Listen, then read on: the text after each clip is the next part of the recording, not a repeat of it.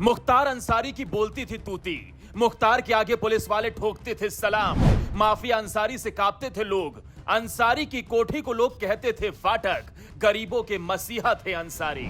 दादा थे स्वतंत्रता सेनानी, नाना थे ब्रिगेडियर उस्मान, जिन्होंने कर दिए थे पाकिस्तान के दांत खट्टे। माफिया मुख्तार अंसारी का रुतबा ऐसा था कि यूपी में अच्छे अच्छे लोग पानी भरते थे। क्या नेता, क्या अफसर, सब उसके सामने थर थर कांपते थे। जी हजूरी ऐसी कि जब वो जेल में था तो पूरा गैंग जेल से ही चलता था। जेल के टेलीफोन का बिल भी लाखों में आता था। किसी की हिम्मत नहीं होती थी कि उसके सामने चू भी कर सके। बैडमिंटन खेलने के लिए उनके साथ एक से एक फन्ने खां आते थे। उनमें उस समय की डीएम भी मौजूद थे जो कि उनके साथ बैडमिंटन खेलते थे। अब आपको उनके रुतबे का अंदाजा लग गया होगा। इसके अलावा मुख्तार अंसारी आजम खां और मुलायम सिंह के भी नजदीकी थे। बसपा से पहली बार विधायक बने थे और आखिरी बार साल 2017 में भी मऊ से विधायक चुनकर आए थे। 5 बार विधायक रहे और 3 बार विधायक तो जेल में रहते हुए ही बन गए। 60 से ज्यादा आपराधिक केस, उसमें कई हत्याओं का आरोप, कई हत्या के प्रयास के आरोप थे। उनमें एक ऐसी हत्या का भी आरोप था जिसने मुख्तार अंसारी को सही मायने में डॉन नंबर 1 बना दिया था। अतीक अहमद, ब्रजेश सिंह, राजा भैया, विकास दुबे से कई कोसों आगे निकल गया था मुख्तार अंसारी। साल था 2005 जब उसने करवा दी थी भाजपा विधायक कृष्णानंद राय की हत्या, वो भी पूरे फिल्मी स्टाइल में। उसके गुर्गों ने तड़ातड़ दागी 500 गोलियां और उसके गुर्गे वहां से तब तक नहीं गए जब तक उनको भरोसा नहीं हुआ कि कृष्णानंद राय नहीं रहे। अब आपके मन में कई सवाल उठ रहे होंगे कि कृष्णानंद की ऐसी क्या खता थी कि उनको ऐसे मौत के घाट उतार दिया। तो हम आपको बता दें कि बीजेपी विधायक का कसूर सिर्फ इतना था कि उन्होंने अफजाल अंसारी को चुनाव में मात दी थी।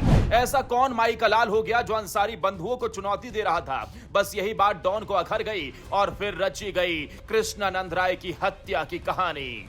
और जब 28 मार्च गुरुवार को माफिया की मौत की खबर आई तो कृष्णानंद राय की पत्नी अलका राय खुशी से झूम उठी। उन्होंने कहा कि यह है भगवान का न्याय, कई अनाथ परिवारों को सुकून मिला होगा। ये तो रही कृष्णानंद राय की पत्नी की बात।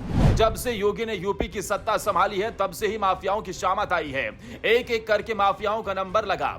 आपको याद ही होगा कैसे मुख्यमंत्री की शपथ लेते ही योगी ने कर दिया था ऐलान, माफिया या तो सुधर जाओ या फिर यूपी छोड़कर चले जाओ। शायद जब माफियाओं ने उनको हल्के में ले लिया था। विकास दुबे से लेकर अतीक अहमद का क्या हश्र हुआ ये किसी से छिपा नहीं है। अतीक ने तो यहां तक कहा था कि योगी जी ने हमको मिट्टी में मिला दिया, अब तो बस रगड़ा जा रहा है। तब से ही लगने लगा था कि अगला नंबर मुख्तार अंसारी का है। लेकिन कृष्णानंद राय की पत्नी की बात आज सच साबित हो गई। लगता तो यही है जब उन्होंने कहा कि भगवान ने न्याय कर दिया।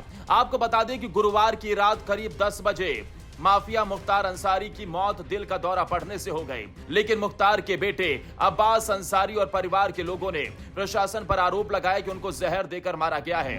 वो यही नहीं रुके, उन्होंने कहा कि 40 दिन पहले भी मुख्तार अंसारी को धीमा जहर दिया था।